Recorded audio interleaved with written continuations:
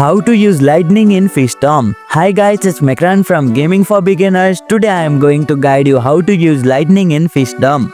Using lightning in Fishdom is quite easy. So without any delay, let's start the video. Create the lightning power up. Match 5 tiles in a row horizontally or vertically to create the lightning power up.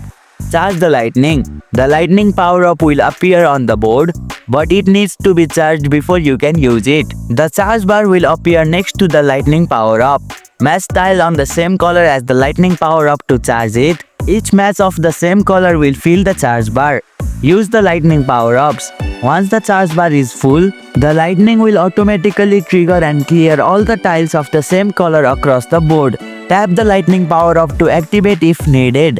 And here you go, it's done. That's how you can use lightning in Fishdom. If you liked our video, press the thumbs up and share button. If you have any question, comment down below and don't forget to subscribe the channel for more tutorials.